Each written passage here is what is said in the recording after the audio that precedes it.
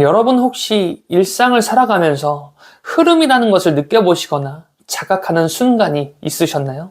우리의 인생은 과거, 현재, 미래라는 시간이라는 그 흐름 안에 놓인 3차원의 세계이죠. 마치 우리 기찻길이라고 한번 생각해 볼게요. 주어진 선로를 향해 달려나가는 기차. 그러나 한순간에 그 선로의 방향을 틀어버리게 되면 원래 내가 나아가야 할 행보와는 전혀 다른 방향으로 또다시 나아가게 됩니다.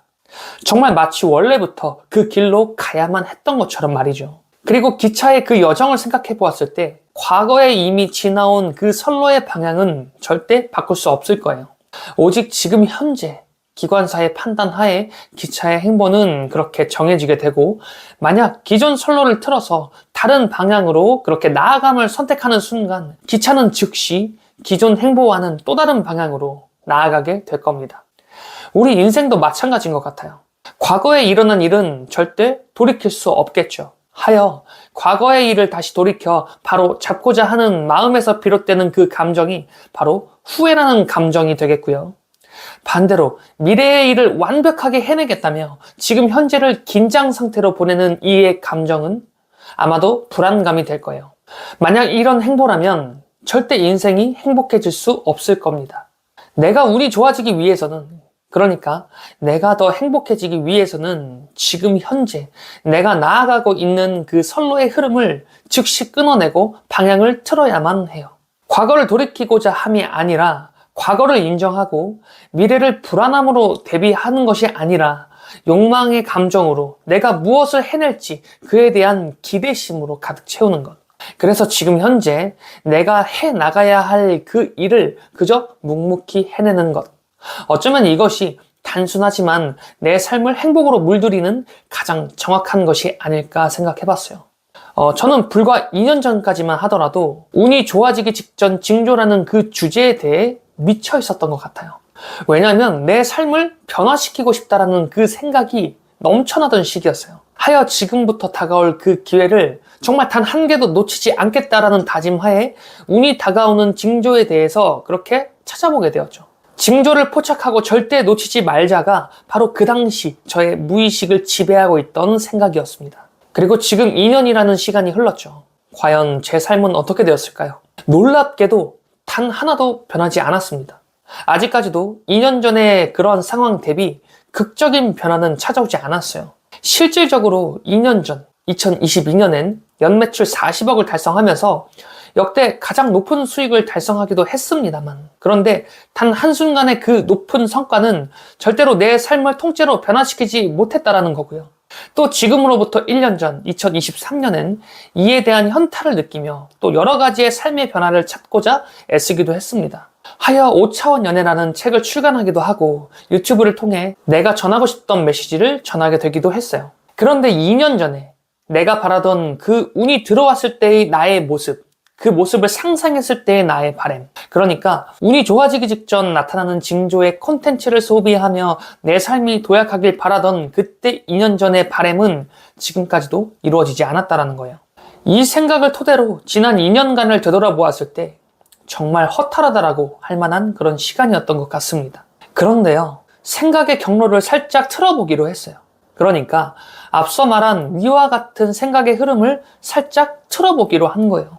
저는 정확히 2년 전 오늘 그 양지에서 만난 5차원적 존재 덕분에 나 스스로의 영적인 진화를 경험할 수 있게 되었고, 정말 놀랍고도 감격스러웠던 그 경험으로 인해 내 삶이 감사로 물들고 있었습니다. 그래서 내 인생이 앞으로 더 극적인 변화를 맞이할 것이라고 그렇게 생각했어요. 그리고 그로부터 약 20일이 지난 1월 20일, 드디어 저는 평생을 함께할 삶의 동반자를 만났습니다.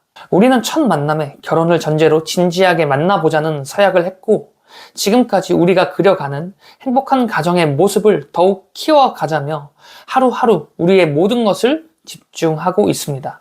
그리고 그해 3월, 저는 처음으로 싱가포르로 해외여행을 다녀오게 됩니다. 아내의 유학 생활을 함께 마무리하고자 다녀오게 되었던 거고요. 아내의 유학 생활의 마지막을, 그리고 제 인생 해외여행의 첫 시작을 싱가포르라는 나라에서 처음 맞이하게 되었어요. 그리고 저는 그곳에서 백만장자 메신저라는 책의 메시지를 접하게 됩니다. 나의 메시지를 한 차례 정리 요약할 수 있을 만한 전자책을 작성해야겠다라고 생각했어요. 그리고 그해 5월, 저의 첫 번째 전자책 연애를 그리다가 탄생하게 됩니다. 막연히 유튜브를 통해 연애 및 재회에 대한 메시지를 전하고 있었던 것에서 이제는 진짜 내가 전하고 싶은 가치가 무엇인지 그에 대해 더 분명하게 깨닫게 된 계기가 되었어요. 그리고 그해 6월, 처음 자취를 시작하게 됩니다. 약 30년 이상을 함께한 부모님과 동생을 등 뒤로 한 채 드디어 경제적 독립을 선언하고 나온 첫 순간이 되었습니다. 그리고 그해 11월, 부동산 컨설턴트로서 마지막 현장에 깊이 몰입하게 됩니다.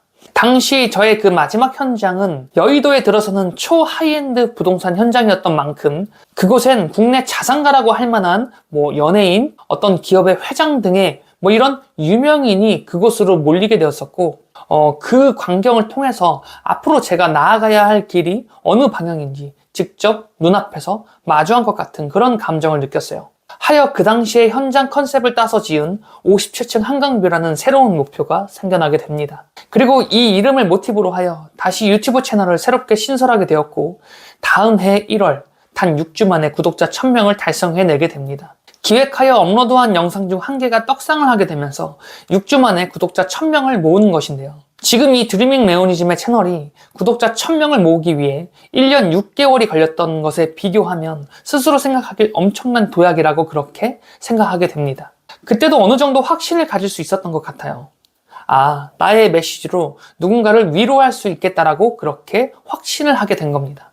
하여 저는 저의 메시지를 담아낼 만한 여러 가지 기획을 또다시 시도해 보게 됩니다. 첫 번째 전자책을 시작으로 재회 레시피라는 두 번째 전자책을 런칭하게 되었고 이전 전자책 대비 완성도는 더욱 높아지게 되었죠. 정말 이 전자책을 작성할 당시만 하더라도 이 작업이 나에게 앞으로 어떤 결과로 다가오게 될지 전혀 눈치채지 못했어요.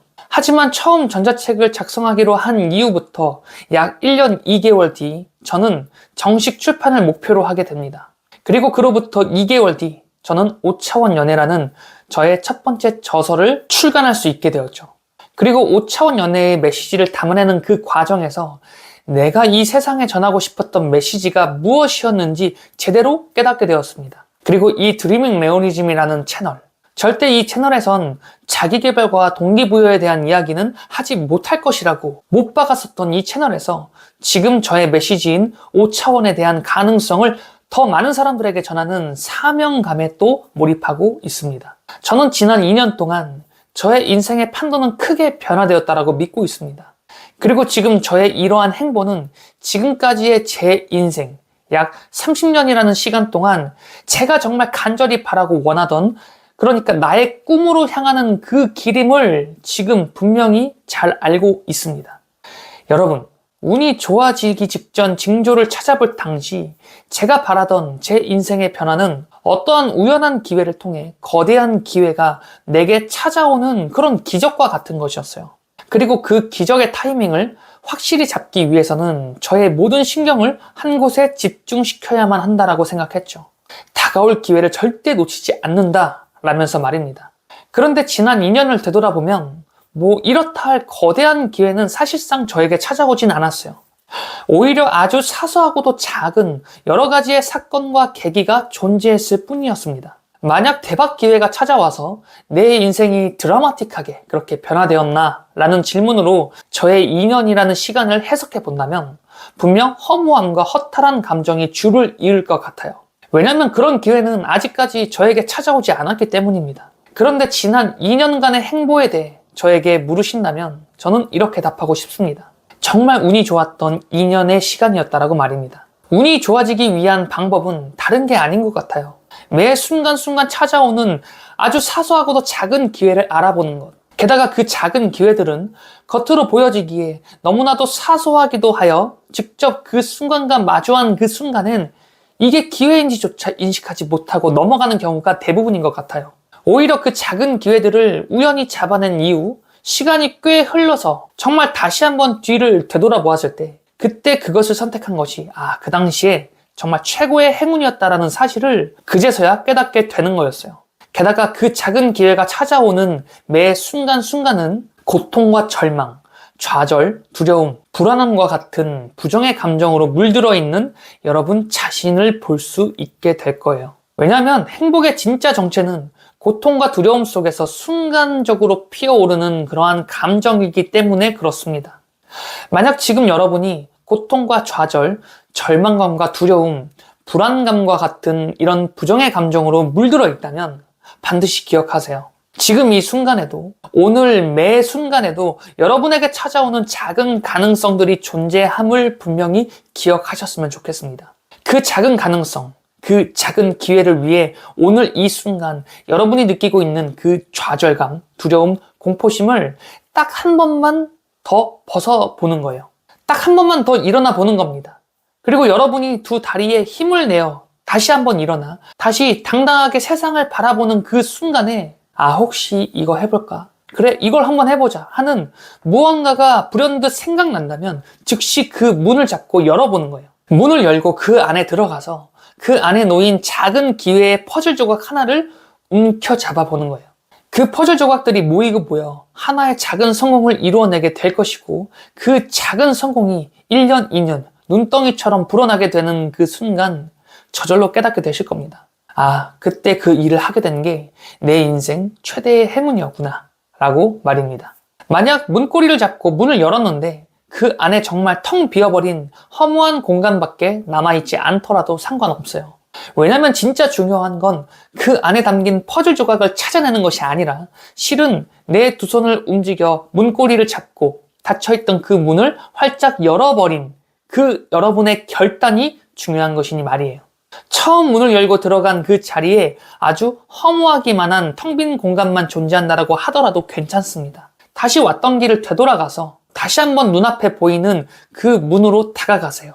그리고 다시 그 문을 직접 열어보는 겁니다. 이미 한 차례 문을 열어본 경험이 있기 때문에 두 번째부턴 문을 여는 행위 자체에 대한 두려움은 비교적 덜할 거예요. 그렇게 세 번째, 네 번째 문을 열게 되는 순간엔 어느새 문을 여는 두려움보다 그 안에 담겨있을 작은 성공을 위한 퍼즐 조각에 대한 여러분의 기대심으로 두근거리는 여러분의 모습을 목격하실 수 있을 겁니다. 인간은 거기서부터 행복을 느끼게 되는 것 같아요.